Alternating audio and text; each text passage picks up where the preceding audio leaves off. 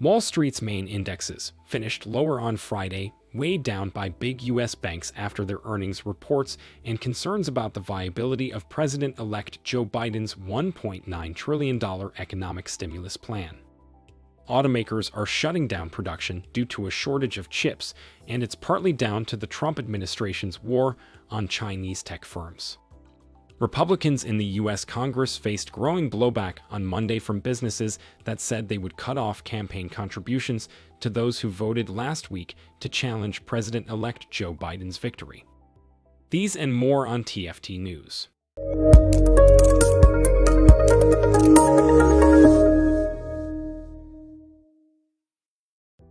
I'm Mike Wallace, and this is TFT News.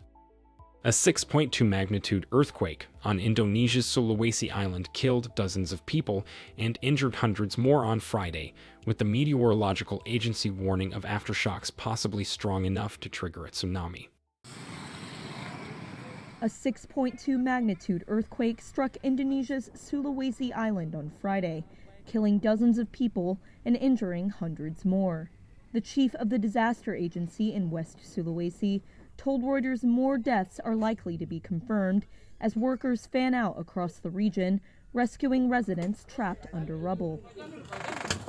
Authorities say the string of earthquakes caused 3 landslides, damaged bridges to regional hubs, and tore down more than 60 homes, 2 hotels, and the provincial governor's office. And the country's meteorology agency has warned of further aftershocks, potentially strong enough to trigger a tsunami. A provincial government spokesman said authorities are now focused on restoring telecommunications and delivering tents, food, and medical supplies. Straddling the so-called Pacific Ring of Fire, Indonesia is regularly hit by earthquakes. In 2018, a devastating 6.2 magnitude quake and subsequent tsunami struck the city of Palu in Sulawesi, killing thousands of people. Wall Street's main indexes finished lower on Friday, weighed down by big U.S. banks after their earnings reports and concerns about the viability of President-elect Joe Biden's $1.9 trillion economic stimulus plan. The start of earnings season failed to give Wall Street the excitement investors hoped for. The Dow fell 177 points on Friday, the S&P 500 lost 27, the Nasdaq declined 114.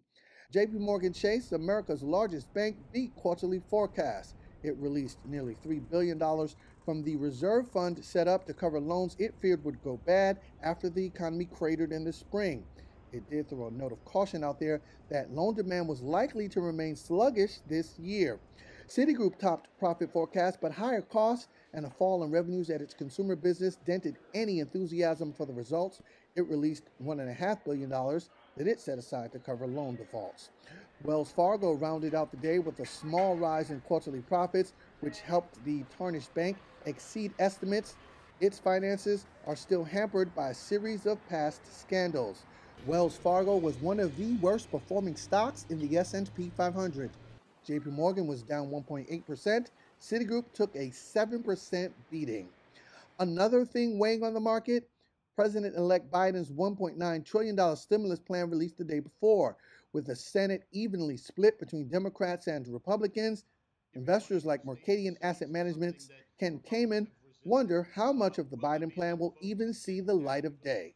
Well, now you have a chance to start looking at the details. When it was just this thing that was on the way and was going to be big and we didn't know what it was, it kind of had excitement. And not that it doesn't have excitement, it's just now we're going to start parsing the details, what's going to be able to make it through, and all the components actually come to fruition.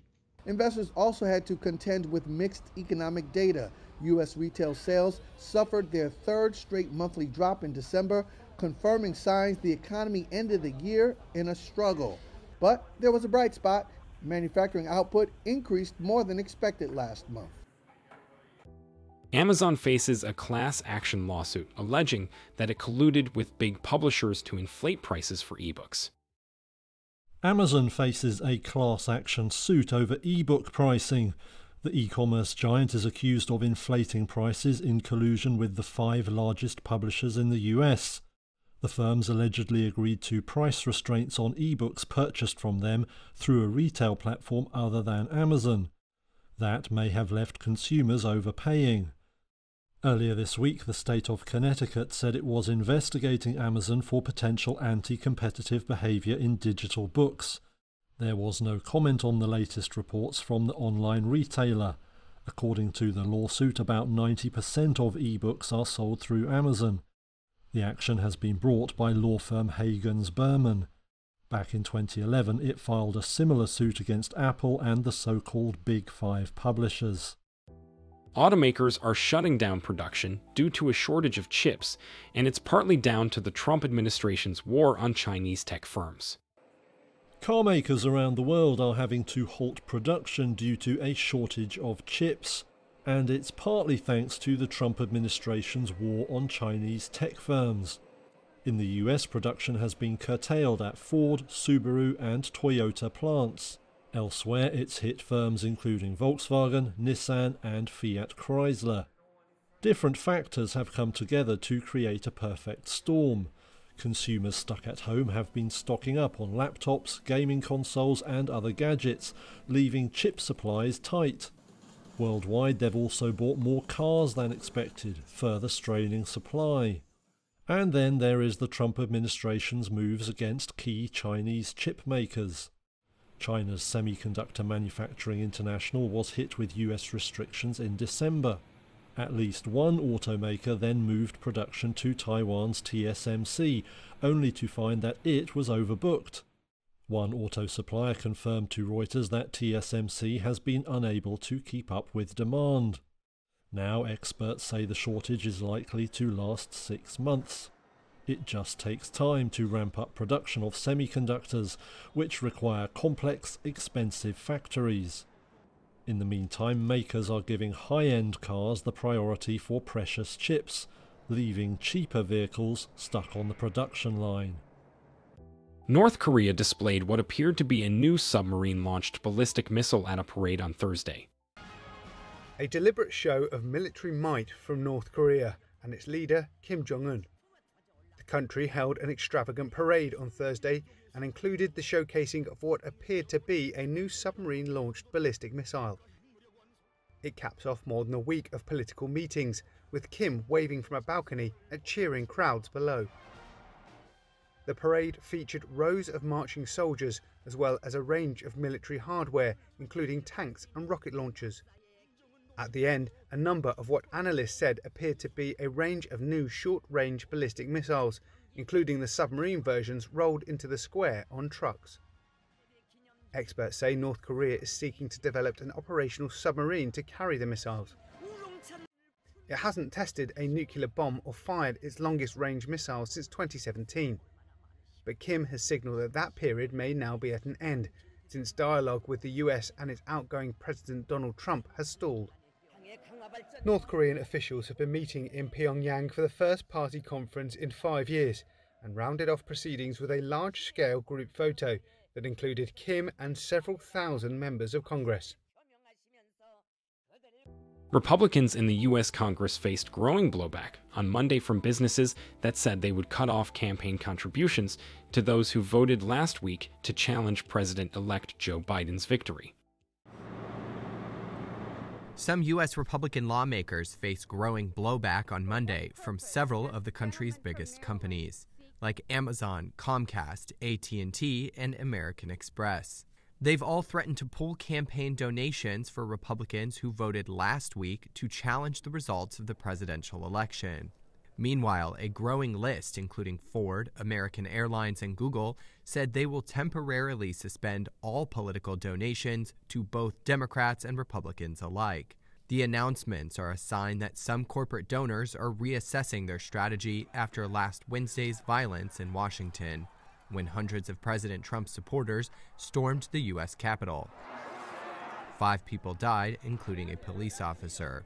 Few companies have gone as far as chemical giant Dow, which announced it would withhold funds for select Republican lawmakers' entire terms in office, up to 6 years for those in the Senate. GE's suspension will last through 2022 and will then consider requests for support on a, quote, case-by-case basis. 147 Republicans in the U.S. House and Senate challenged Biden's presidential victory. The list includes top House Republican Representative Kevin McCarthy and Senator Rick Scott. It's unclear what will be the lasting impact of the company's decisions, as fundraising is in a post-election lull, giving corporations time to figure out their approach. Scattered vaccine shortages cropped up on the front lines of the U.S. battle against the coronavirus pandemic on Friday, prompting at least one large healthcare system to cancel a slew of appointments of people hoping to be inoculated. Scattered vaccine shortages cropped up on the front lines of the U.S. battle against the coronavirus pandemic on Friday, prompting at least one large healthcare system to cancel a slew of appointments of people hoping to be inoculated. The supply chain blips arose as the country struggles to speed up the pace of vaccinations, which totaled 12.3 million, according to the Centers for Disease Control and Prevention. In New York, the country's most populous city, Mayor Bill de Blasio said the city has vaccinated about 300,000 of its more than 8 million residents, but was on course to run dry next week because it was burning through vaccines faster than they were being replenished, telling WNYC Radio, quote, "If there's no supply, we're going to have to freeze the appointment system." A Mount Sinai hospital spokeswoman said sudden changes in vaccine supply forced it to cancel appointments through next Tuesday.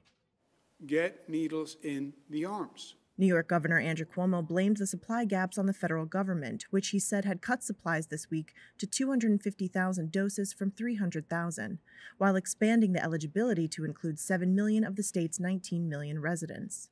They had already sent out everything they had, so there was no increase in supply.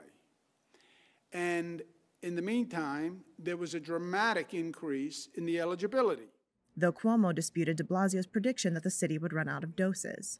In Oregon, Governor Kate Brown said a federal official told her the state would not receive additional vaccine supplies because the federal government has none in reserve.